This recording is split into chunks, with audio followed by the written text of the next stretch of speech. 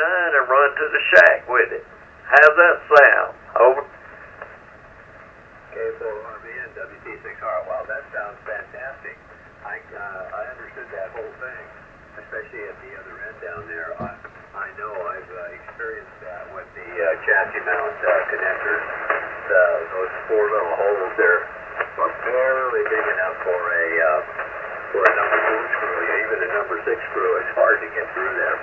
And so you just got to make one a little bit bigger so you've got something to connect the twisted together braid to. That should work good. So at the antenna end, your antenna is, I think you said around 34, 35 ohms or something like that of real resistance. And then at the end where it will come out of that dual 75 ohm section that are hooked together, it'll be 50 ohms, and you can lead it back to the shack, right? That's right. So they say. Yep. The antenna is 32 ohms. That's what I measured. And I tell you, I took a lot of trouble instead of just calculating those quarter waves. I actually dipped them, scanned them with the analyzer, and got them right. And man, they're right. I'm not kidding. And let me tell you something else. I got this CATV RG. It's really not RG6. It's 6 series cable drop wire. I think it was about 400 feet of it. And it's 3/8 of an inch. It's not like a typical old cheap RG6, but it's got some gummy stuff in it. It's waterproof, more or less. And it's very high quality. It's made by T times something. I forget what it is. I can't get to my paper. But it's, I looked it up on the internet.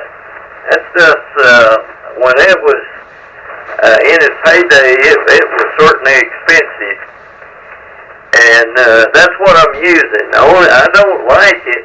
It's really tough. It's got aluminum braid, a couple of those, and then it's got some old foil shields, and they're a pain to get off. It's got real thick insulation on the inner conductor. But I'm going to put up with it because I got enough of it to make, see, I made one line and got it exactly right, so all I got to do is go down there and make another one, just put it side by side and measure it exactly like the other one. So I'm through with that. But anyway, it should be, I put my analyzer on the vertical tonight. It's way too long, and the impedance is mismatched quite a bit. I got about 175 foot run on that out to the backyard, so I need to match that thing up pretty good, you know. It's losing a lot of power, got a lot of reflected power on the amp. Not enough to kick it out, but it's getting there. Anyway, Doug, that was something. I also use the analyzer to actually determine the velocity factor of the cable. I looked it up on the internet. They said it was 0.85, which is pretty good stuff. I calculated it and measured it with the analyzer. Yeah, you do some calculations and some measurements, and it came out 0.846. That's pretty close to the published velocity factor. So I I'm just tickled death with that little rig expert. You have to, I got the manual out, and heck, I can't remember how to do that stuff. I don't understand all I know, Doug. I have to refresh my memory all the time. WT6R, K4RBN. K4RBN, WT6R.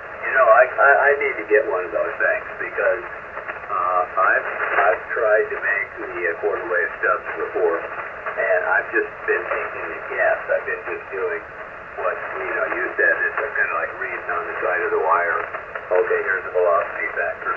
But unless you can read it on an analyzer like you have, and then tune it in, that's what you pay DX Engineering for when you order up a quarter wave stub. You can order them from them, and they do what you're doing. They put on an analyzer and they get the exact, and then they trim it to the right thing.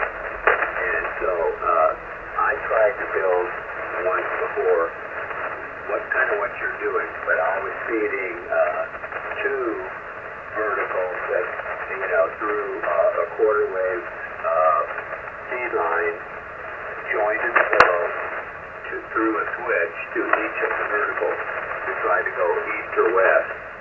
And that was my problem. My quarter wave lines were off, and I was never getting the multiplication that I should have gotten in the forward direction, and I wasn't getting the rear filtering out, whatever you call front to back ratio. So I need to get one of those things. They probably still have them around, don't they? Yes, they do. Gigaport, G-I-G-A, they were actually doing repair work on the analyzers, and as far as I know, they still are. So you might check with them. They're the one that I bought it from Huntsville, Alabama. It's G-I-G-A. You can check with them. I don't know if DXE has them or not. But anyway, it just, man, it runs rings around that old MFJ I had. That thing, in the dark age, it's been around for 30 or 40 years or more. And I don't have the most expensive one, nor is it the cheapest one. It's kind of a middle of the line. It's a 35 AA zoom, they call it. But it doesn't do UHF, which I have no interest in whatsoever. So it's called 35 AA zoom, I think it is. But they're pretty expensive. I mean, they're not real cheap, but boy, I have enjoyed that thing.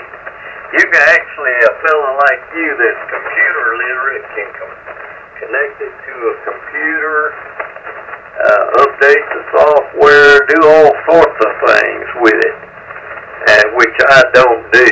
I don't connect mine, but they give you a manual for using the computer. They did me.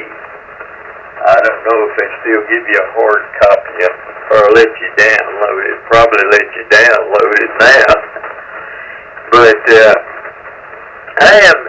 there's just no way that you can calculate get an exact quarter wave at an exact frequency. Of course, you have to remember, Doug, that's good for that one frequency, and then you get very far from that, why you getting off a little bit, but it'll put you in the ballpark and really make it at your center frequency. You'll be right on the money, that's for sure. And I'm gonna be another thing. Just about all these velocity factors they publish, they're off a little bit. And it can make a little difference when you're doing your calculations.